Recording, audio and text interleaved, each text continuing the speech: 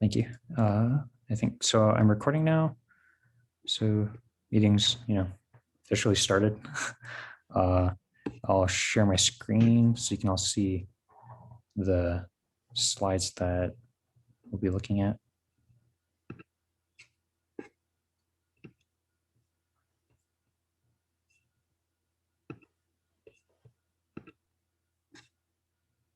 Cool. Can you all see my slides? Yep. Yeah, I can see them. Cool. I'll just make sure I have the chat open on the side. So if anybody wants to comment, you can. I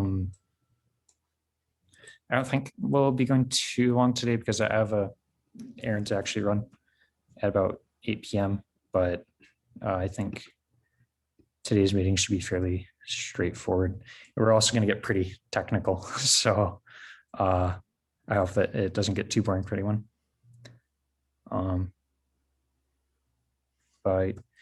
You also, there's not going to be too many components to follow along at, just because we're mostly going to be going over the file structure and then some tools I've installed on my machine. We're not going to get on anybody to install those tools on yours, just because it'll take a bit of time, for everybody to find the website and then get everything downloaded and then install it.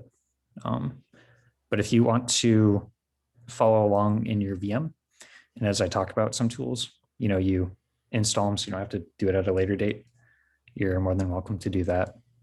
And then I'll also push out all these slides, onto the drive. So if you want to go over them or review anything, you can. But cool. Yeah, so I'll just dive into it then. So again, we're going over the Maco structure and some initial analysis that you'll do when looking at the file structure. The Maco, executable is the file structure used on Mac OS. And we're going to sort of kind of compare that to the portable executable and ELF just briefly in a couple of slides. But before I do that, also, this is one of those things I wanted to mention. If you don't know already, now you are. So some of the main ways you're going to install programs, like with Linux, obviously you have apt-get. With others, I think it's like BSD, you have Pacman. But typically, you'd use those ones. On Windows, normally you have to download things with your browser. Most of you might already know about Cygwin, but the one that I actually like to use is called WinGet. And that's an appliance that's not provided by default by Microsoft that you can install. You can get it on their GitHub there. For Microsoft, it's called WinGet-CLI. Then you got to go to releases and download the latest one there. But it functions in the same way that apt does, or apt-get. You just do WinGet search for the thing you want, and then WinGet install, again, the thing you want. You could use that to retrieve things like Microsoft Teams. You can install Spotify, Discord, and other tools, of course, like Notepad++ or VS Code, Zoom. So I just thought I'd mention that because we'll also be talking about Mac Os Homebrew, because that's what you'll use to install some tools. Like if you're on a Mac OS device, you can use brew, and you can brew search or brew install, and you can get command line programs or also GUI programs through Cask, which is another part of Homebrew. And you'll see some of those commands, briefly throughout the presentation. So I thought I would just mention that as a interesting tidbit for everyone. So this here is a sort of brief overview of the portable executable format. And, off to the left, you kind of have a hex dump of the binary, and then they kind of just abstract that into the different sections of the format. You have, of course, the DOS header, PE header, and optional header, which contains executable information. Then you have the actual executable code, which is contained within, the sections of that binary. And you can see the different fields for each of the headers, and you have things like the eMagic with the value MZ that tells you, and then you also have ELF, ELF a new, which goes to the PE header, and these are just sort of like typical things that you would use to identify that a binary is a portable executable. Then also when you're running that executable, it contains a lot of metadata that tells the computer how to run it. And then of course it's the same thing like you have for executable and linkable format. That's a ELF executable. This is what you would run typically on Linux or Unix machines. And again, you have on the left the hex dump, on the right you have like a ELF header, the program header table, and code. And it should also mention that there's like a brief blurb that shows what return 42 would look like in x86 for each of those file formats. So like on portable executable, you have move EAX42 returned. ELF, it's move EBX42, move EX1. And ADH, which is effectively the same as a return.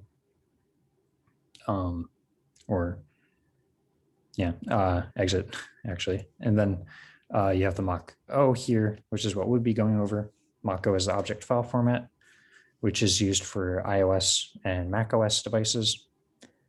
You have the, again, hex dump on the left, and then on the right, just sort of the brief overview, which is the Mach header.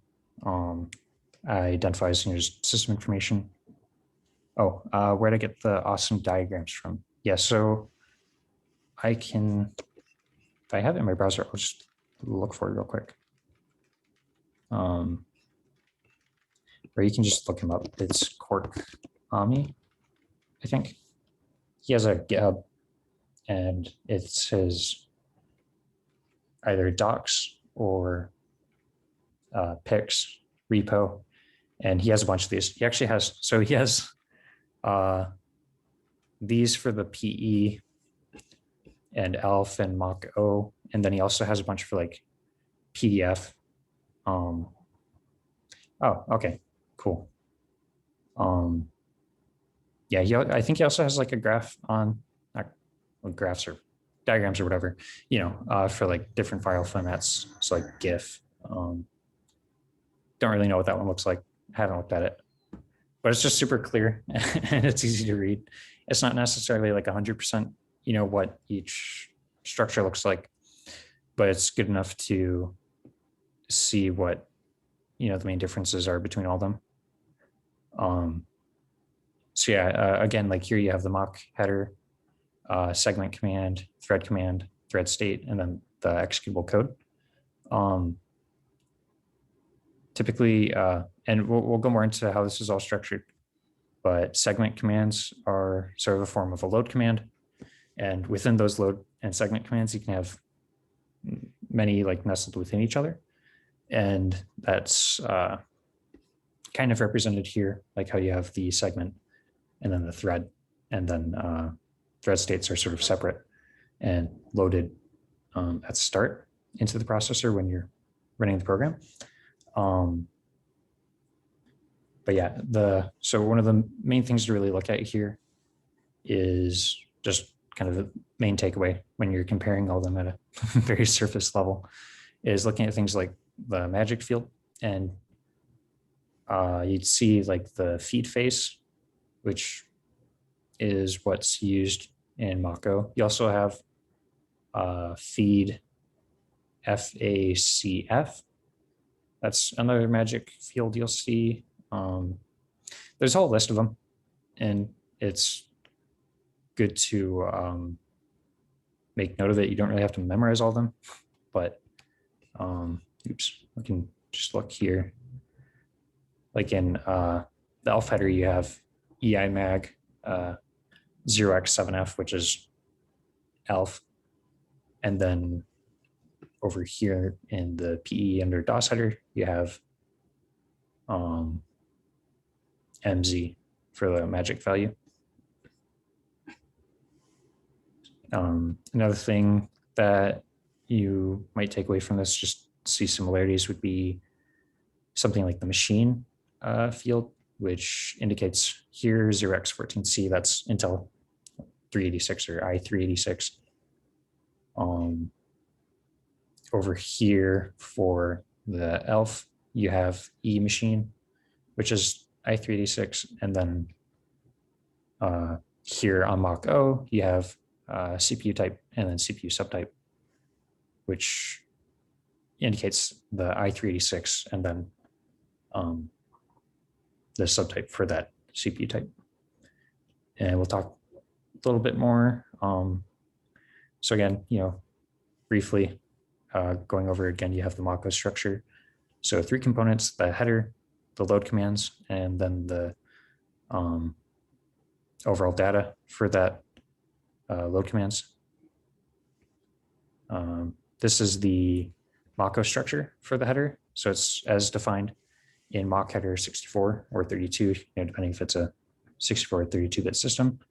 It's in the loader.h file. So you have struct Mach header 64, again, magic, which is the magic number identifier, CPU type, CPU specifier, so like i386, and then the subtype, so subtype of i386 system, and then you have file type, NCMDS, number of load commands, size of commands, so the overall size of the load commands in bytes. Then you have the flags and what's reserved.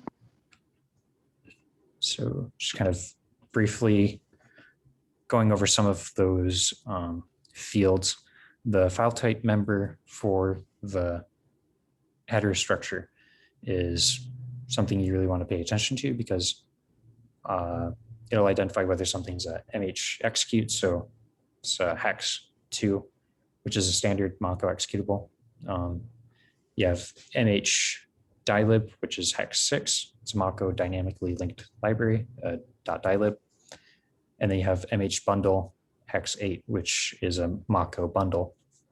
All these, it's just, generally it's just an important thing to pay attention to. And you can gather all this if you know the size of everything and the offsets. And you could do a hex dump and you could find it, or you can use a tool that does that for you. That's like OTool, which I think is only on macOS. I haven't tried to see if I could compile it and use it on something like Ubuntu. But what I have been using is a tool called Mach O View, which is built for macOS. You can get the Windows version on GitHub. It's called Mach O Explorer. It's just a fork of Mach O View, but it works in the same way. It's a visual explorer for the Mach O structure. And on macOS, you can get Mach O View if you do a brew install Mach O View. It's a cask. But on Mac, you'll have to go into your security and privacy settings, and you'll have to allow it to be ran on your machine because it's not signed at all, which technically over the whole scope of this is the idea is going to be that, if it's unsigned, then it's probably illegitimate. But in this instance, it's something that's widely used. So yeah. Right. And I have some other comments to make.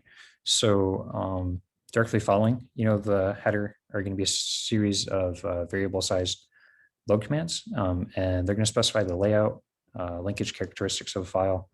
Among other information, they'll also specify things like the initial layout of the file in virtual memory, the location of the symbol table, which is going to be used for dynamic linking, the initial execution state of main thread of the program. Then you also have things like names of shared libraries that contain definitions for the main executables, imported symbols. And that's a descriptor for the load command struct. So the load command CMD describes, a type of load command, and then the size of the load command is specified in load command size, and that's in bytes. So one thing to note, though, is that the load command's data follows immediately after the load command structure, and such data will be specific to the type of load command being used. What some of those load commands will look like is, these different segments.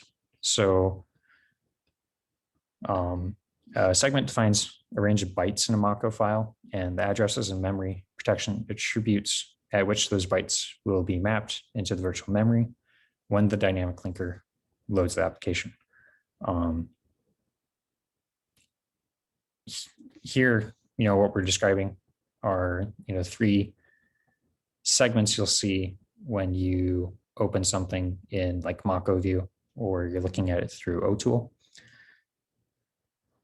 You'll have a type of LC segment, or LC segment 64, as the text segment, the data segment, or the linked it segment. And, it'll contain executable code and data that is read-only. You'll have the data that is writable.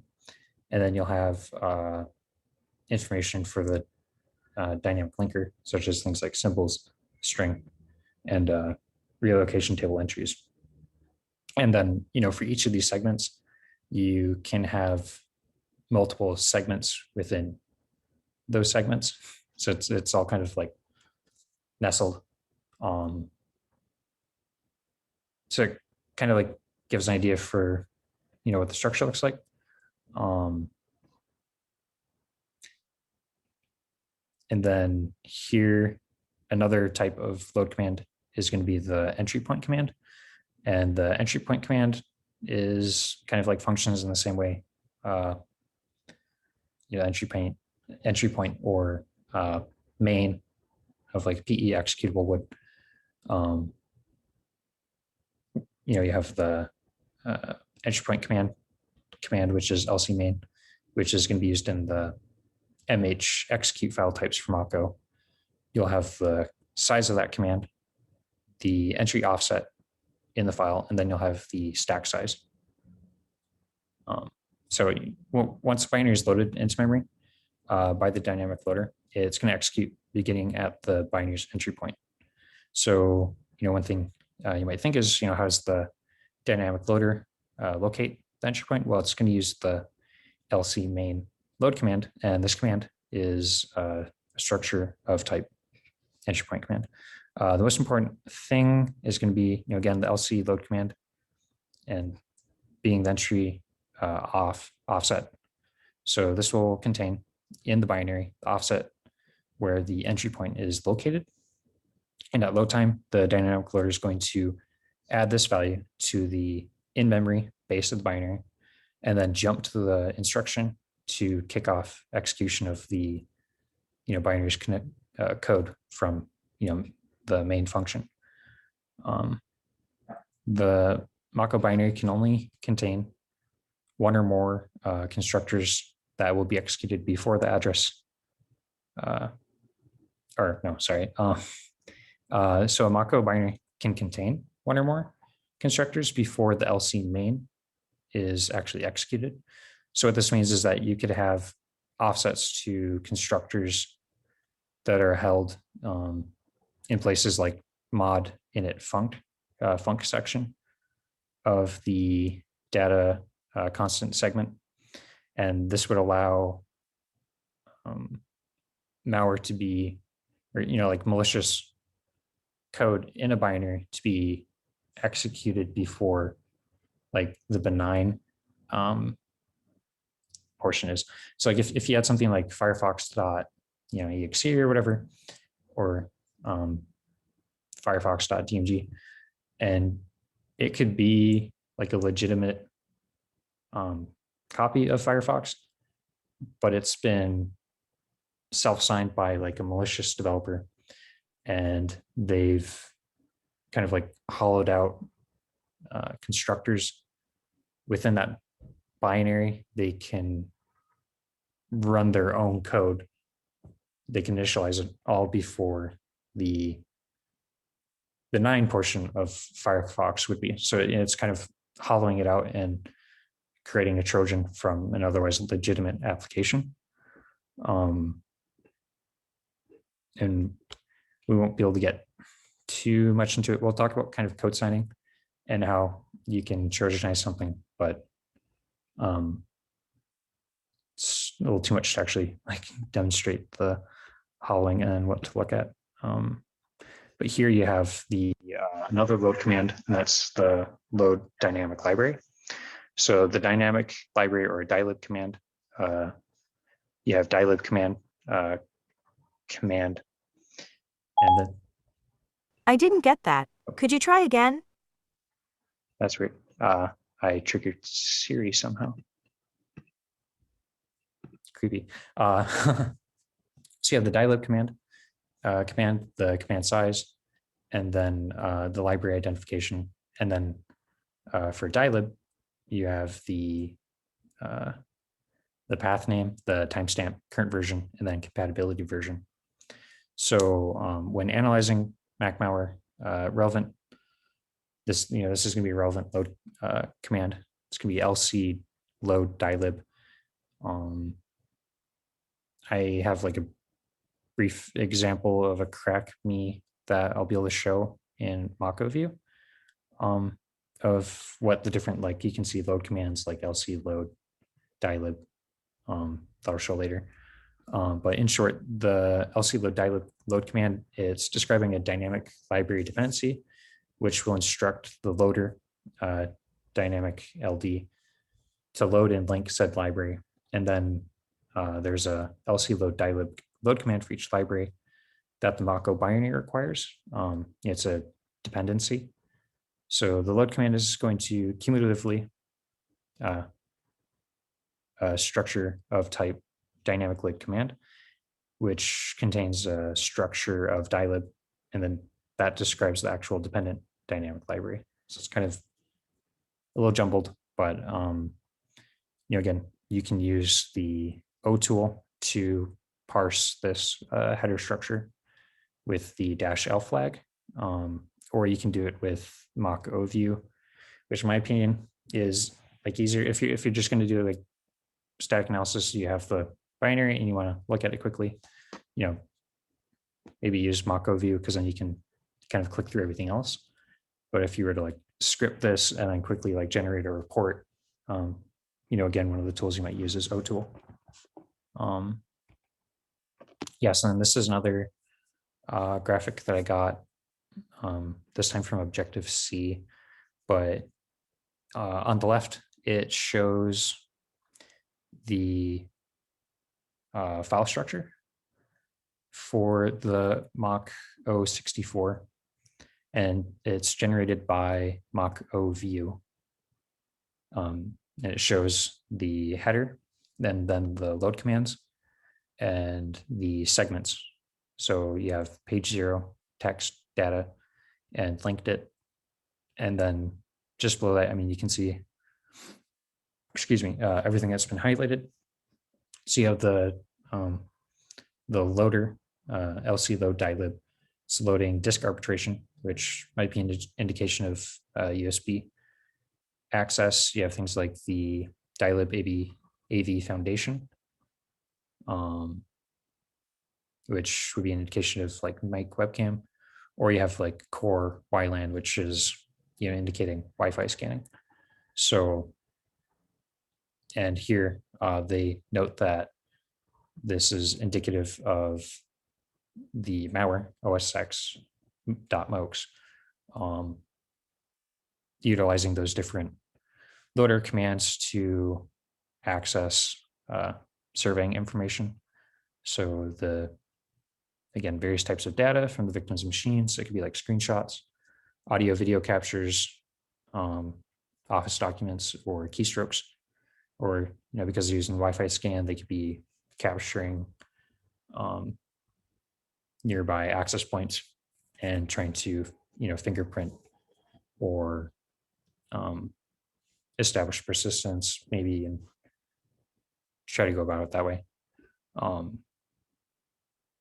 But I mean, this is just generally one of the ways that you can gain further insight into the capabilities of a type malware. So it's just one thing to pay attention to as you're doing a report and identifying, those capabilities.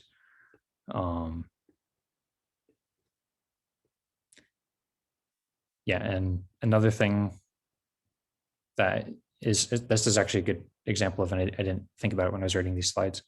We'll talk about it later, but Mach-O, it's a Objective-C.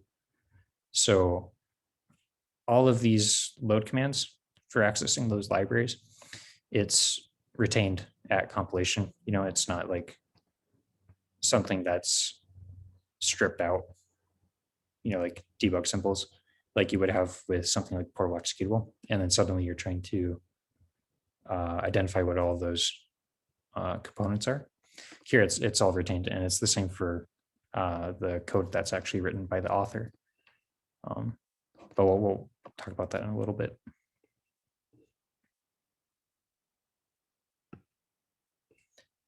So here, we're just going to kind of talk about some of the following load commands that you'll find in the Mach-O binary.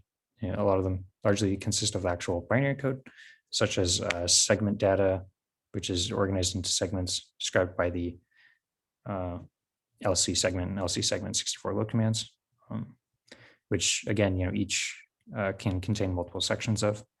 And then as Apple notes, each section contains code or data of the same type. A Mach-O binary is organized into segments. Each segment contains one or more sections, and code or data of different types goes into each section. That's from the actual Apple open source docs. And here, we're just describing the text segment, and the text segment contains executable code and data that is read-only. So some of the common sections within that segment include the text, which is compiled binary code, the const, which is constant data, and then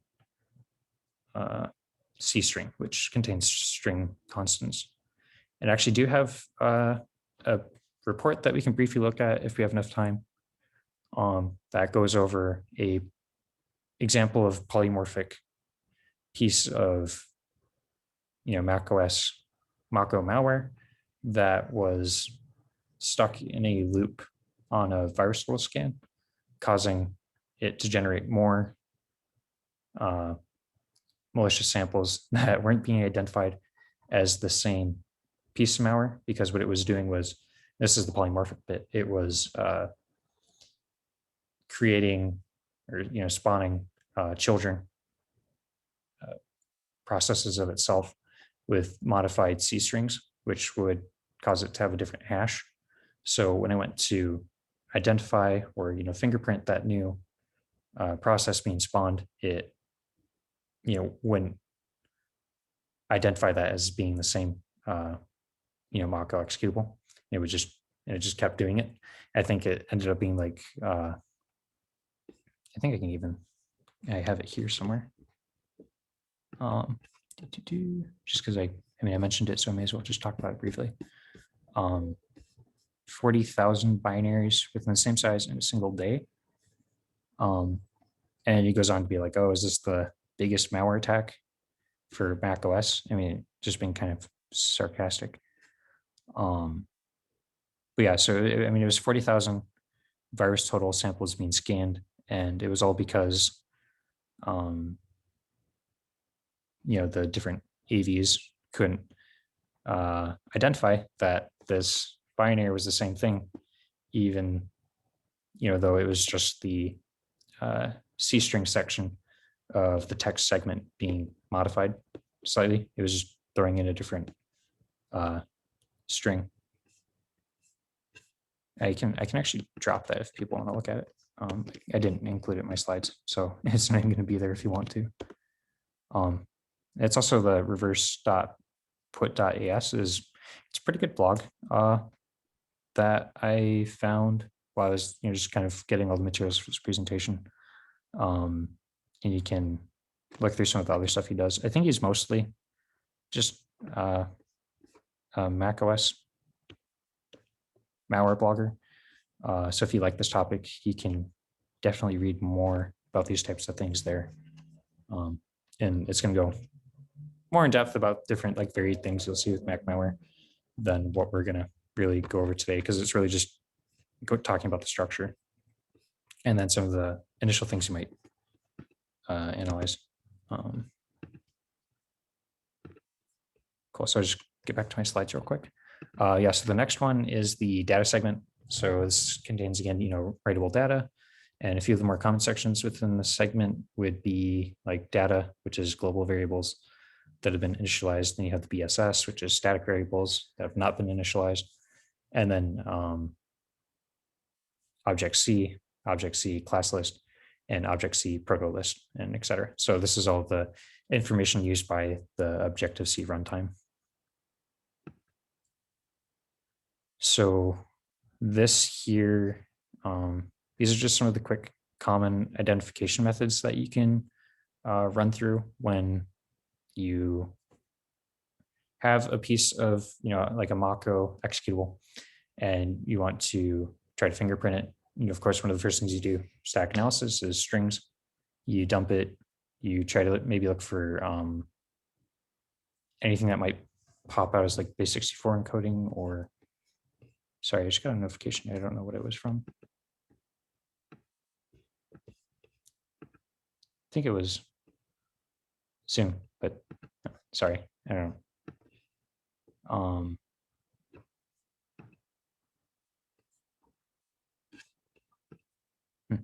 I do not know where it went. Okay. Yeah. So strings, you might find things like base64 encoding, or you might find URLs, or you might find just sort of any like unique strings that you think you might identify. Just that you can grab them. You can look it up on VirusTotal, hybrid analysis, any threat feed. Another good one's Twitter. You find a lot of stuff on there. And then something else that's specific to the Mach-O files is using a tool like Codesign. What Codesign does is it will tell you just some identifiable information about the signage for a Mach-O file. Here in this example, this is from Objective-C. They're looking at the executable final presentation.app, contents macOS user node. User node's the actual Mach-O. Then they show the identifier, the format, and then the authority. So the important thing to look at here is authority and then team identifier. Authority indicates whether it was signed by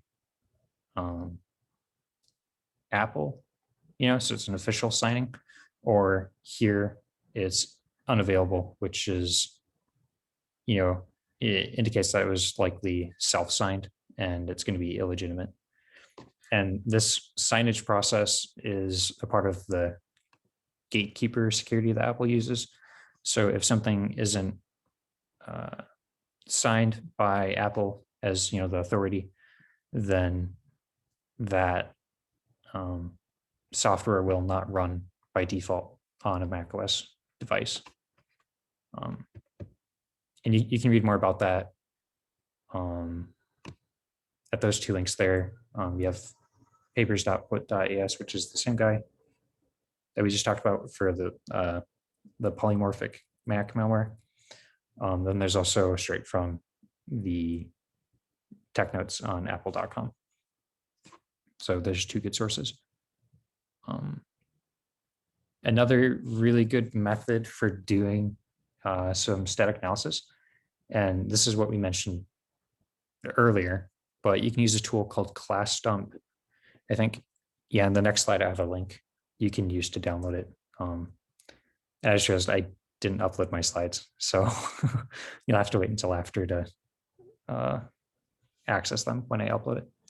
But you'll be able to go to GitHub, and they have this tool posted there. You can, sadly, I think it's only a a Mac tool. But you can download it there. It's a .dmg. You use it from the command line. But I mean, the real idea is that, so Mach-O, they're Objective-C written, programs. Because of that, things like the class declarations, like the class methods, the class instance variables, those are all, retained. So when you go to open it in something like OTool, Ghidra, Radar, Hopper, or like what we've been talking about a lot, Mach-O View or Mach O Explorer, all of that's going to be retained and you'll be able to see it, which is really helpful when you're, trying to make sense of what a author was doing when they written it. And something else to mention, and I mean, we'll look at it in the next slide. Just because something's retained, that doesn't mean, you can still read it and make sense of it. Like here, so we used the Classdump tool on our csmac.app, which is dumped from a osx.crisis sample. The link is right there. That'll take you to their GitHub, I think. Or is it? I think it might actually be to their website. No, I can't. Whoops. I think it actually takes you to their website, but their website or GitHub. I mean, either way, you're still getting the tool. But here, I mean, it shows you just what kind of information is preserved. So you can see things like M binary name, M spoof name. You have different functions like get root through SLI is crisis hooked app, arg1, make backdoor resident, rename backdoor, and relaunch. I mean, doesn't really take much to figure out, what might be going on. Like they're getting some survey information about the machine. So binary name, spoof name. And then they're going to establish persistence through get root. They're going to use app hooking, and they're going to try to make it persistent and then rename the backdoor and relaunch. So, I mean, those might be some of the things you want to look at when you're trying to establish a history for what is happening, like what's being taken advantage of, if anything. I just have a quick blurb actually that I should read through that I wrote. So without having to, understand some of the syntax of Objective-C class declarations, obviously we can get a greater degree of insight just by looking through, the class declarations that were preserved. So for example, just going off the method names like get root through SLI and make backdoor resident, it's likely that malware is going to attempt to elevate its privileges to root and persist backdoor component. It should be noted, and again, we touched on this, that just because the class declarations are being retained, that doesn't mean they're going to be 100% clear, like you're seeing right here. I mean, they could still be, they could write it, compile it, test it, and then they could go through and obfuscate all of their class declarations and like instance variables and whatever, and just turn it into like a garbled string and then recompile it. And then that's the finished product that's sent out, which is something, you're likely going to see if you decide to go further with, Mac malware analysis. Either way, I mean, it's still a good thing to have, and it's better than the alternative where you don't really have that information at all. Cool. So just sort of going on a tangent. One tool that I used before when I was doing a lot of like my PE, so portable executable analysis, I'd use something like PE file. And PE file, it's a Python library that you can install and then you can use with all the programs you write, and it has built-in support for parsing the PE file format, and you can extract a lot of like really good information. And I say really good, but I should probably give a reason for that. You can use PE file with extended support through like IDA Python scripting. And you could write scripts that use PE file and provide further analysis to support some of the things you're doing in Ghidra or IDA. Or you could use it just to automate like a lot of the static analysis you do, where you're just extracting information from like the DOS header or the PE header, where you want to get like machine type information, verify that's like PE32, or maybe like machine architecture. You can grab all that. You can also even grab like import tables, assuming those are intact. You can grab that information, you can extract it. And then what you could do is you could quickly build like databases for doing machine learning. Like if you want to mess around with doing like benign or malicious malware fingerprinting, or maybe trying to identify whether two code bases are the same based off of indicators you've extracted from a file structure. Or you can also use it for just collating information for a threat feed. Those are just some things you might do. But the reason why I went so much and talked about PE file is because you can use another tool called Life, which is LIEF. And this has support for not just PE files, but also Maco and ELF, executables as well. So it's really cool.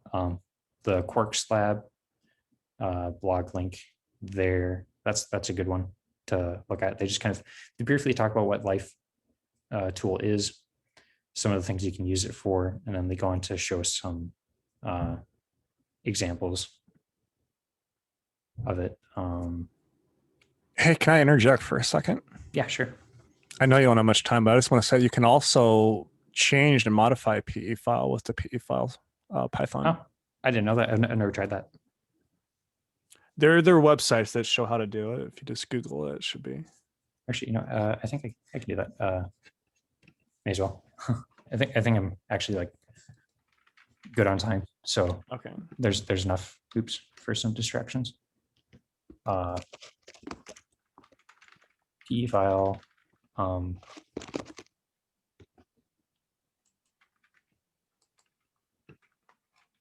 yeah, I guess this is a good one. Yeah, so I guess right here's a little more about what you can do. Like a good one. So a good one would be package detection.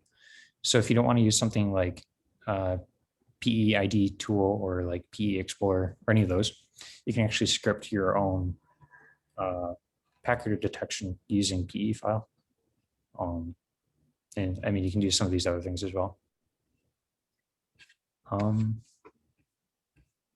There's a modifying the structures on that page. Oh, okay. In code injection.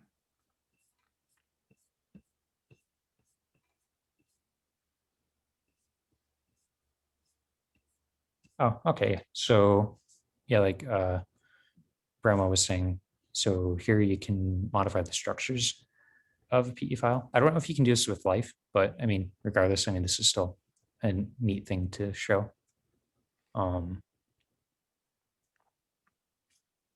Yeah. So reading in the PE file, getting the sections information, and then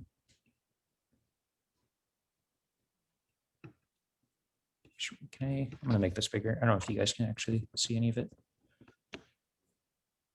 That's a little better.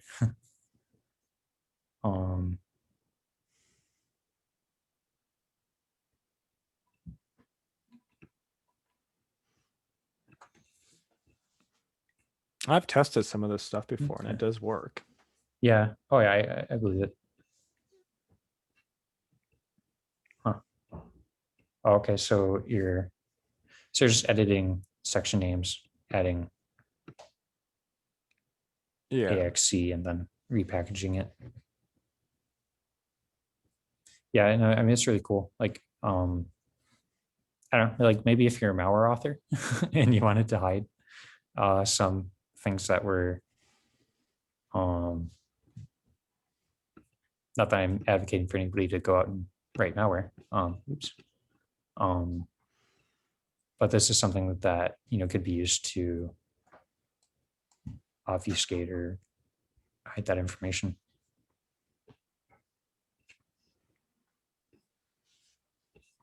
Oh, yeah, you can also do code injection. Okay, so this is what you're talking about then. Yeah. So you can inject some code in there, and then you can change it so that the PE file is still valid and doesn't throw error messages at you. That's neat. Oh, okay, so like MSF Venom. So I guess, would you use this then for like patching? Like if you're doing an analysis of something and you want to like bypass different components of it, or?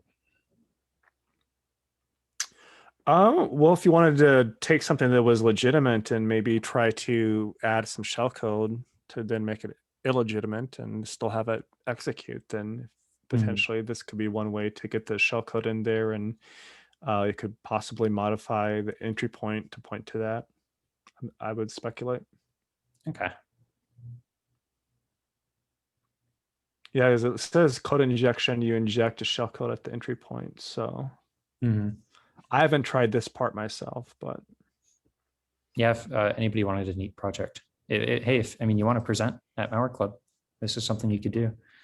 There you go. Oh,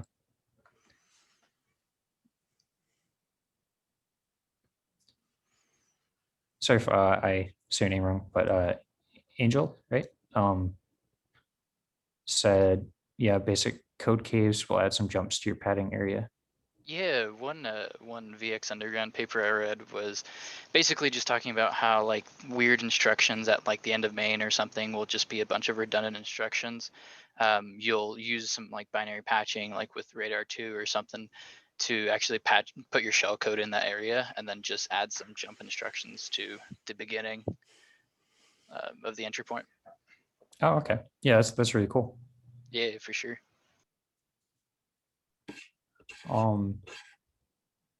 Yeah, don't mean to detract. Let me see if LIF code.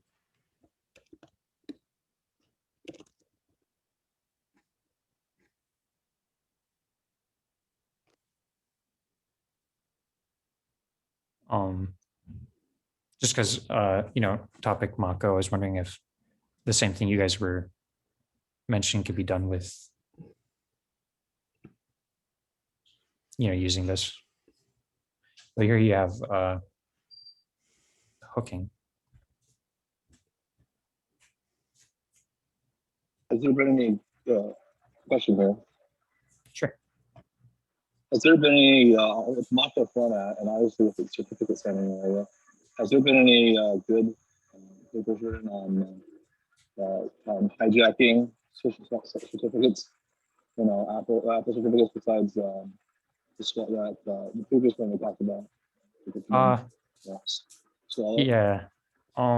So there was one when I was gathering all my materials for this. There's one case I read about.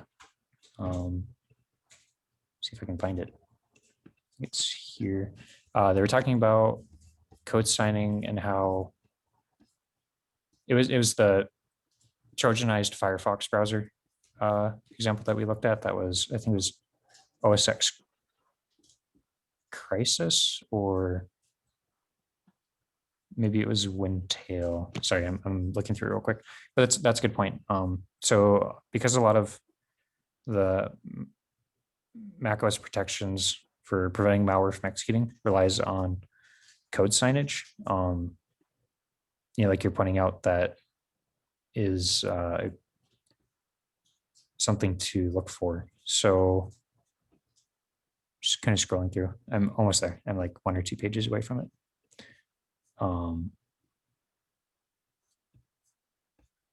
Okay, yeah. So in this example, the malware creator had used their own developer certificate, for code signing, and used it on the Trojanized Firefox browser. So maybe that's not an exact example of what you're talking about, but it is possible where you could take someone else's code base, do like the process, use the process constructors ahead of the entry point to take advantage of something that's well known with a valid code signage, and execute it and try to take advantage of devices that way. I don't know if I'm still fairly new to this, so I don't know if maybe I've seen anything where that has happened. I'm pretty sure it's possible. Like, I mean, anything really is possible at this point, but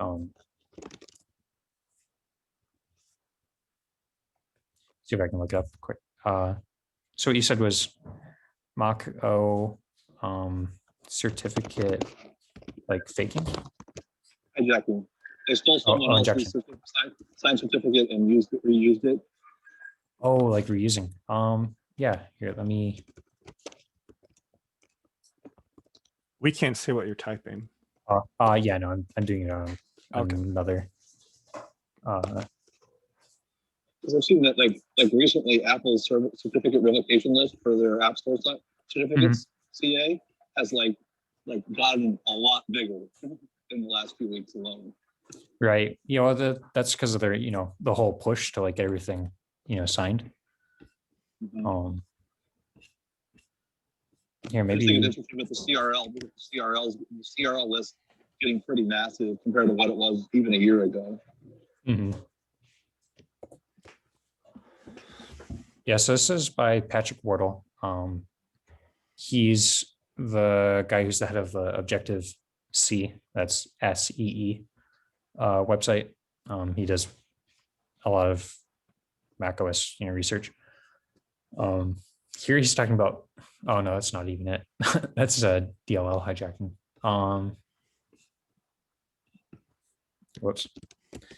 Should have read more of it.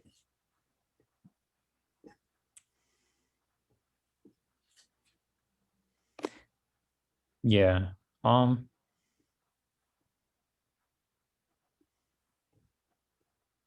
yeah, I guess this is an example. So here they're talking about abusing the dynamic lib loader.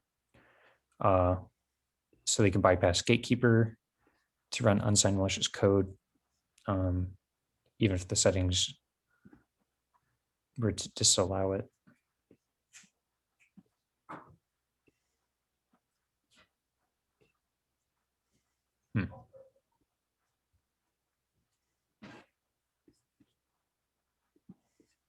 See if I can scroll up and maybe they briefly talk about it. Oh, well, here's with downloading stuff on Pirate Bay.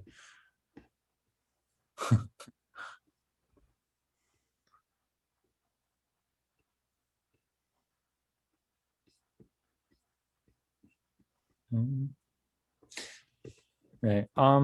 Actually, it's getting close to my time limit almost. I do have one last thing. Oops, gotta find out where my slides are actually at.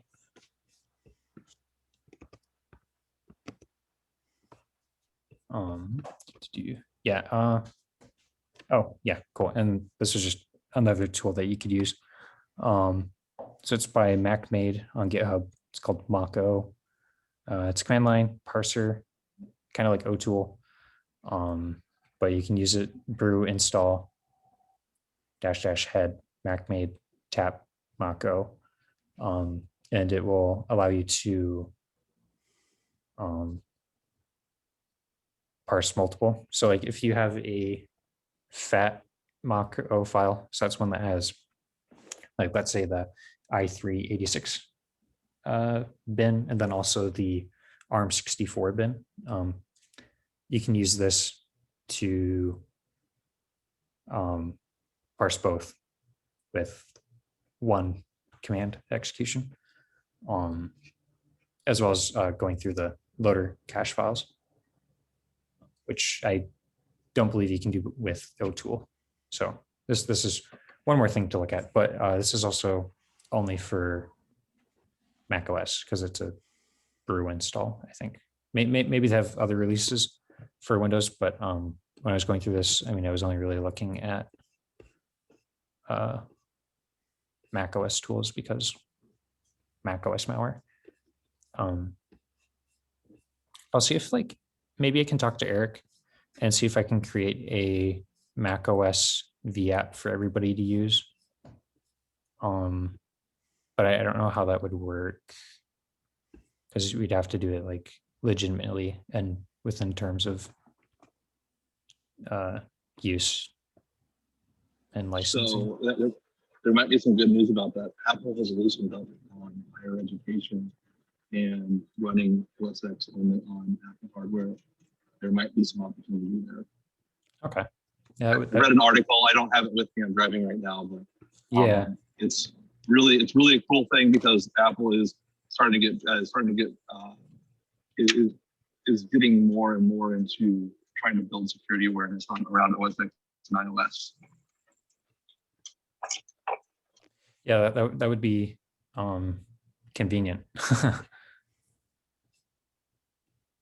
Yeah, especially if you want to start rolling sandboxes and blow and blast OSs to blow up malware and see how it explodes. Mm-hmm. I also think that ITS participates in a program for volume licensing, so it's possible they may have legitimate licenses. Mm-hmm. It's just a question of whether you can do it off of something that's not Apple products. Yeah, true. But he could maybe investigate it. Yeah, I mean, if I think I'll actually try to talk to Eric or ITS, like you said, and see if that's something we could do. Because I don't know how interested you guys are in this, but if we could get like a Mac OS, VApp or whatever, even if it's only one that's shared between a club, I can't imagine too many people would be doing Mac malware all at the same time. But you'd be able to maybe check it out through like the club or something, like a sign up sheet to get access. And then, you'd be able to drop things in and use the tools like OTool, Maco, and even just for like sandboxing use, where you could deploy malware. And then for like the dynamic portion where you could execute it and maybe try to capture things in memory, that would be nice. Because the only other tool I know of where you can sandbox at the moment is with VirusTotal. But even then, I don't even know how they're doing it exactly.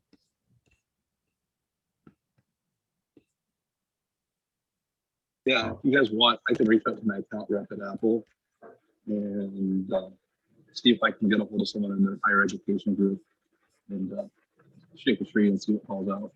Yeah, if you want, that'd be cool. Always open to getting more information about things. But I mean, I think that's all I have to really show you guys today. I don't know if Bramwell, do you have anything that you wanted to mention quick or? I know you have to go, so it's going to be really quick here. One thing that I did get recently that was something that I'm going to take over your screen here. Oh, sure. Not literally, because I don't like have a Trojan installed on your computer. Yeah. Is he recommended the Sector Institute. They have some malware development courses, and I got DSU to purchase some of those. And Oh, so if you're really? yeah. Well, this is for my personal use, not for DSU. Oh, okay, fair. It's faculty professional development, but I just wanted to show and some of the stuff that they have, and it looks really good. Even stuff like because I'm interested in WoW64 and Heaven's Gate and Syscall, and that's where you can go from something that's 32-bit to 64-bit, and that can then potentially like break the debugger, or not break it, but I mean, you can't really follow along unless you go to like kernel debugging or something. So that's pretty cool. I had a quick question on that. So I was looking at purchasing the course like during the summer or something, but I had seen people said the OVA was broken or the VM that came with it is broken. Is that true, or has it I been haven't fine for you? downloaded it yet, so I don't know. Okay, gotcha. I would hope that it wouldn't be. I got an email about him putting out some new Windows Evasion course, so I would think he's legitimate and Right, yeah. just got space considerations, so I haven't downloaded the OVA yet. You need to make your own lab. Make your own IA lab. Yeah, there you go. Yeah, cool. So, sorry to cut things short. I just have to get to a place before they close. Yeah, thank you guys all for coming today. Don't exactly know what we're going to talk about at our next meeting 2 weeks from now, but I'll probably figure that out in the next couple of days. It might just be even more malware stuff if you guys want to keep talking about it. I'll let you all know. I'll send out the email like I usually do. But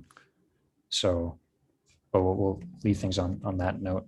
And I'll upload the recording at the end of the meeting, probably like in an hour or two after I go run errands. But you should all see it there if you're trying to review things on your own time or whatever. Sounds good. Is it a COVID vaccine?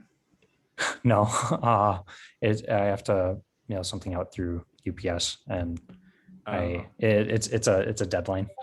It's for, you better you can leave now. We can keep talking. I don't want you to miss your thing. Oh yeah, I can leave. Okay, cool. Yeah, I'll stop recording.